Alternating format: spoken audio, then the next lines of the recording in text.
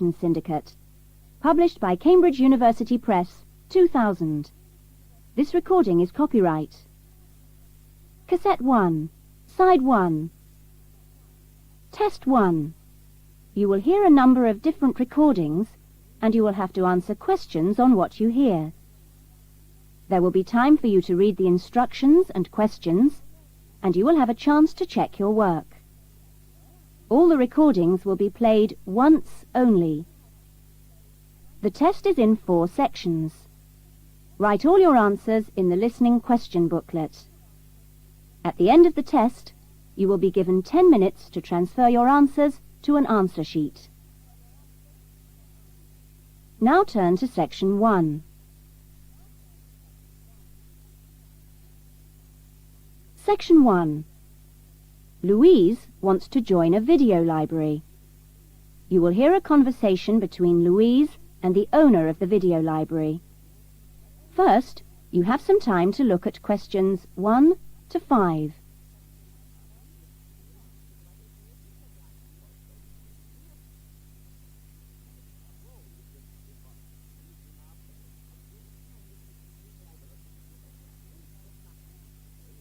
You will see that there is an example that has been done for you.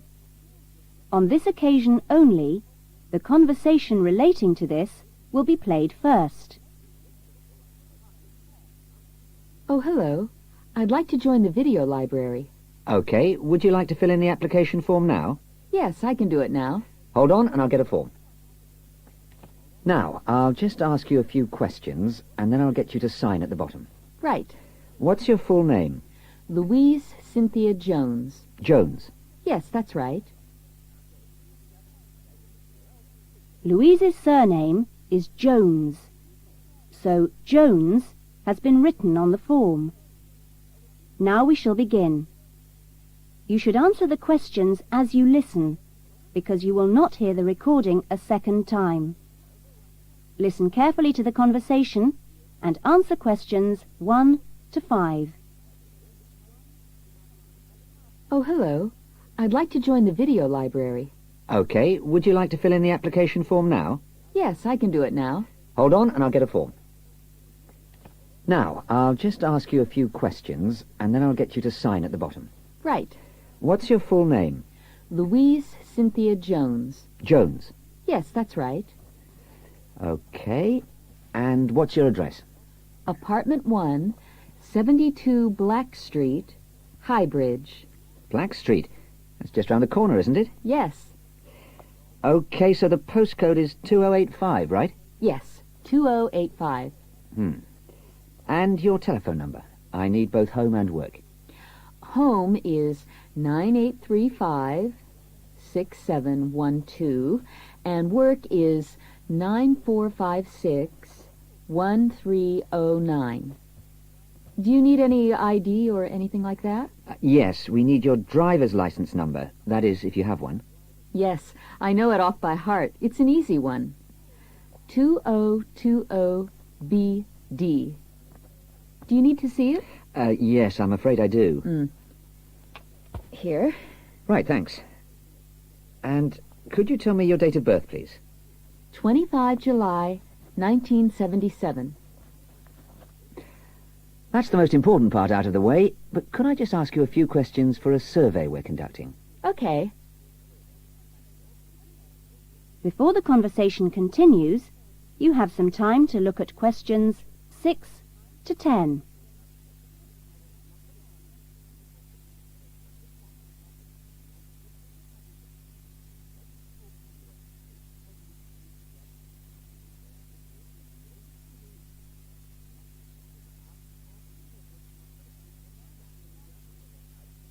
Now listen carefully and answer questions 6 to 10. What kind of videos do you prefer to watch? Have a look at this list. Well, I love anything that makes me laugh. I just love to hear jokes and funny punchlines. I'm not very keen on westerns, although my father likes them. But I'm a real softie, so anything with a bit of a love story is good for me. It doesn't matter how old. Not musicals, though. They're too much. Anything else?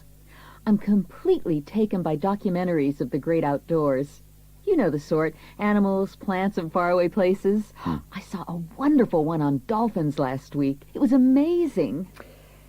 Now, I think that's all from me, except I need you to sign here on the line. Here's a pen. Oh, and I nearly forgot the membership fee. $25 refundable if you leave the library for any reason. There you are. And do I sign here? Yes, that's it. You can borrow videos now if you like, but your card won't be ready until next week. You can come and pick it up when you bring your first videos back. That is, if you want to take some now. Yes, I'd like to. I'll have a look around. Fine. That is the end of section 1. You will now have half a minute to check your answers.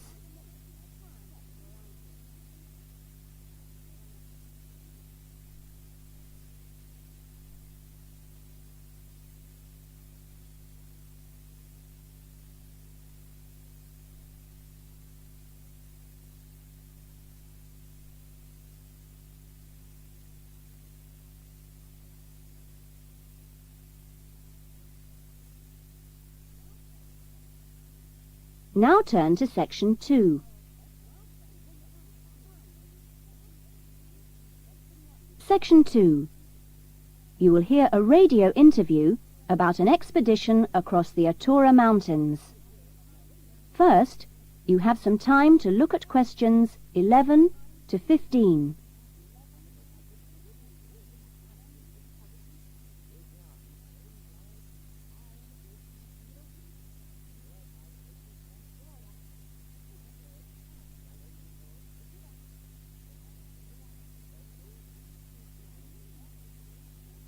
Now listen carefully to the interview and answer questions 11 to 15.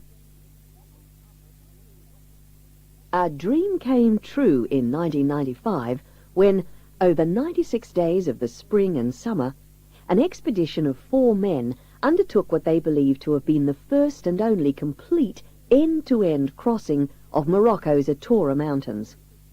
I talked to Charles Owen, the leader of the expedition group, about the trip. Charles, how much planning went on beforehand? Well, as you know, I run these walking trips across the mountains for tourists, and over the years I've collected maps and other data to prepare what I call a route book for this trip. And this book basically shows the route across the mountains that we took. You actually broke records while you were out there, didn't you?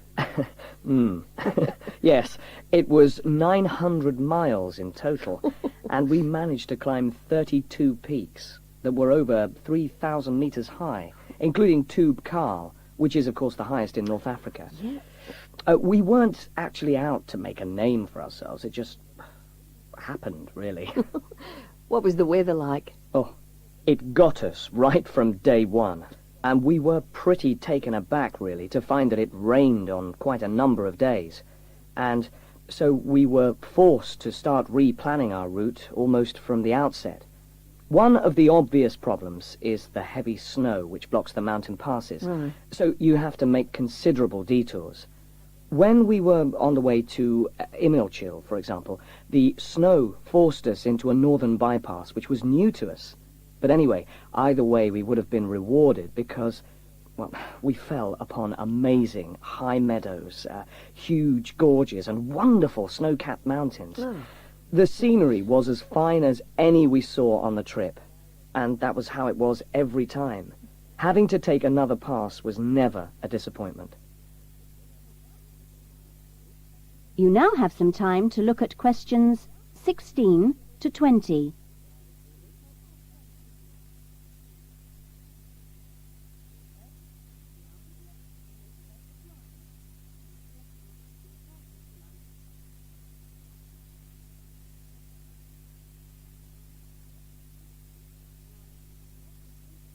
Now listen to the rest of the interview and answer questions 16 to 20. It was in many ways a social trip, wasn't it? Yes, yes. We'd arranged to meet up with friends at various points on the journey. I mean, this was actually one of the purposes of the trip. Right. And we managed to keep all these dates. which, well, it's amazing, really, considering the detours we made. An old friend acted as a sort of transport organizer for everyone, and the Hotel Ali in Marrakesh was a good social base. I'd really recommend it, although I can't remember who runs it. Anyway, groups of friends actually joined us for 3-week stints, and others just linked up with us. Some, whom we hadn't met before the trip at all, tagged on for short bursts, people from the area who just came along for the ride. But outside the major visitor areas like Toubkal, we only met one other group of travellers like ourselves in the whole 96 days. Were there any bad moments? Well, we took 2, I must say, long-suffering donkeys with us to help transport water and tents and things. Yeah. I suppose if we were to do it all again, we'd probably hire donkeys along the way. Oh, right. Taza and Tamri, as we called them, after the last places in the trip, well, they made quite a unique journey between them. And, well, but it was continuously demanding for them. On both the really high summits, they took diversions that were quite out of character, and I can only assume that it must have been due to tiredness. Well, thank you. And Charles has put together a video about this journey and continues to lead groups to the Atora Mountains. So if you want further information... That is the end of section 2. You will now have half a minute to check your answers.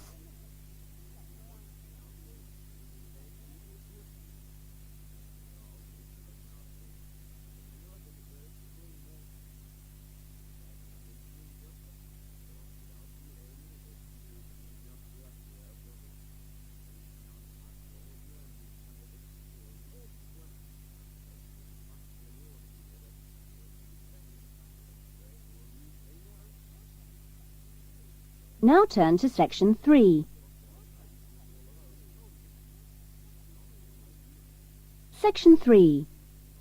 You will hear 2 new students, Jane and Tim, talking about their university studies.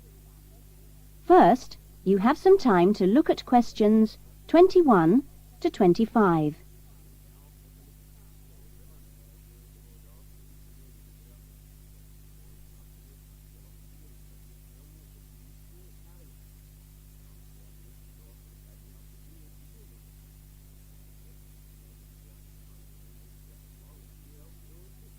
Now listen carefully to the discussion and answer questions 21 to 25.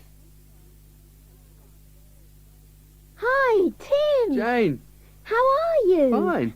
I've been wondering when I'd run into you. Have you been here long? I arrived yesterday, on Sunday. How about you? I got here a few days ago, on Saturday.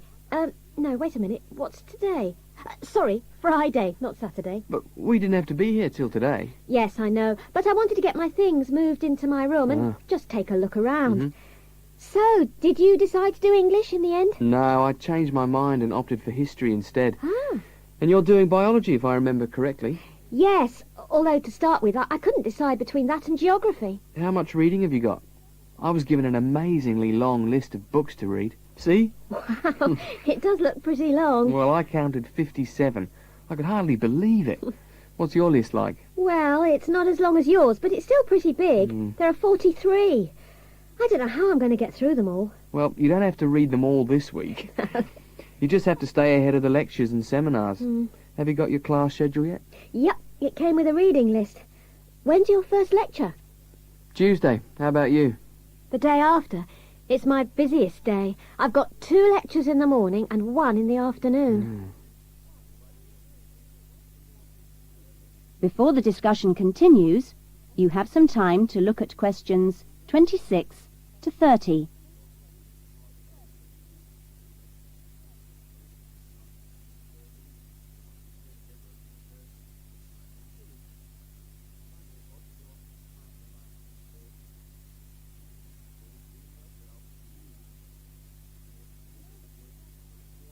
Now listen carefully and answer questions 26 to 30.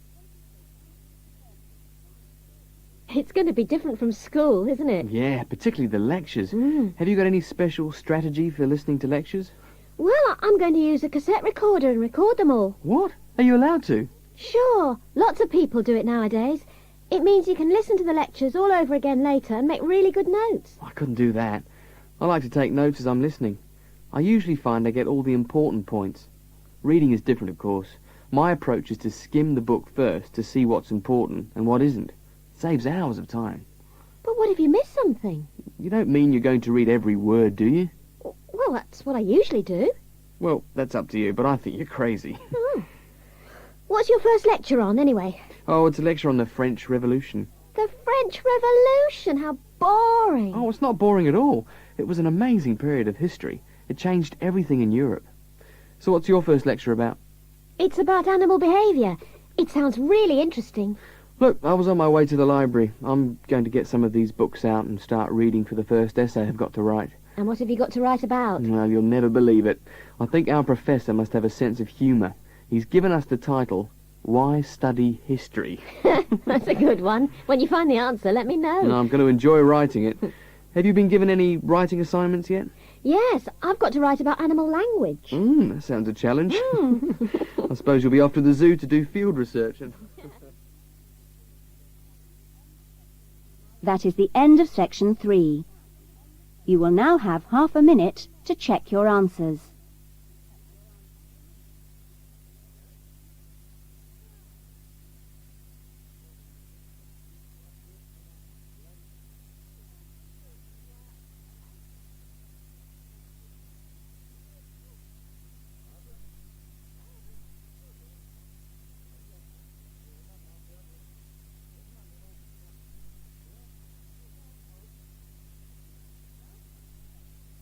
Now turn to section 4.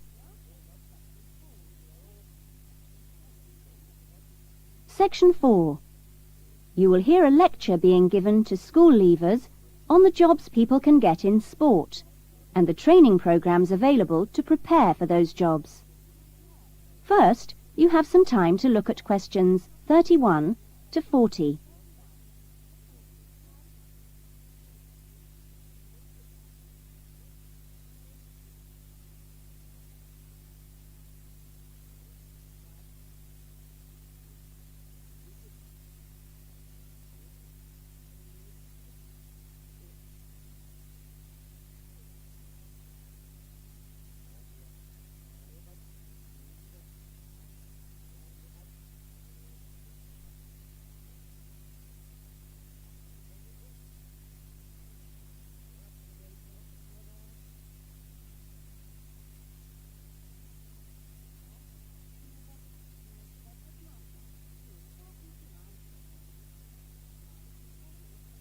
Now listen carefully to the lecture and answer questions 31 to 40. Welcome to Further Education Information Week. This is the Physical Education Faculty session, and I'm the head of the faculty. During the course of this morning, we hope to give you a clear idea of what we offer in our training programs, and we will look at the types of courses and the entry requirements, if any, for those courses. Some of these courses are open to school leavers, but for some, you need previous qualifications or relevant successful employment. So, firstly, the Physical Fitness Instructors course is offered as a 6-month certificate course, which includes an important component of personal fitness, but there are no specific entry requirements. For sports administrators, we provide a 4-month certificate course, but you should be aware that this is designed for those who are in employment. This employment must be current and related to sports administration.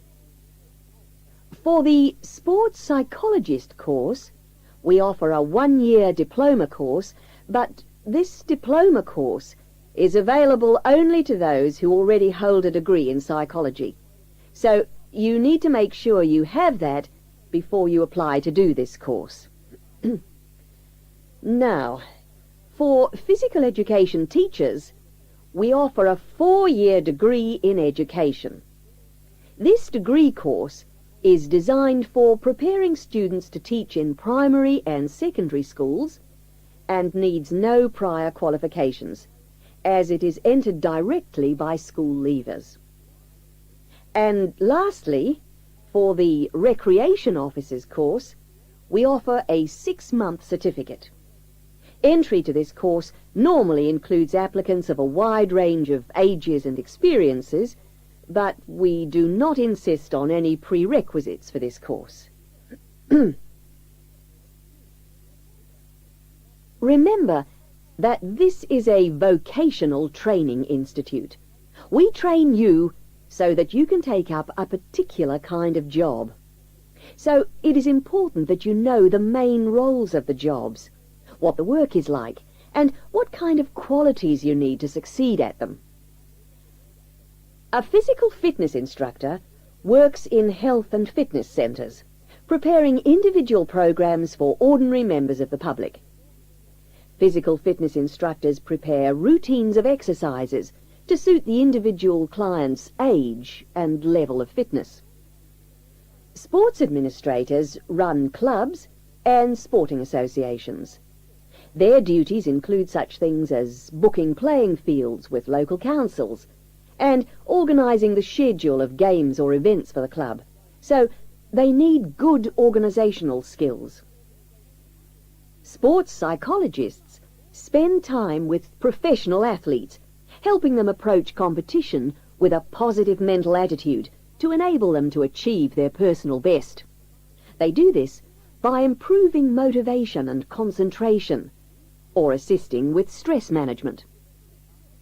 Physical education, or PE teachers, instruct young students in how to exercise, play sport, and do other recreational activities correctly and safely. PE teachers help the development of coordination, balance, posture, and flexibility, with things like simple catching and throwing skills. They are not expected to be experts in all sports, but must be able to show students the basic techniques involved in a wide range of activities. Recreation officers often find themselves working for local government authorities and local groups. Their aim is to raise people's awareness of healthy lifestyles and improve general fitness through arranging recreational activities for groups of all ages, from the very young to the elderly. There are many other job opportunities which our graduates can look forward to. If you're interested in any of these, then I suggest... That is the end of section 4. You will now have half a minute to check your answers.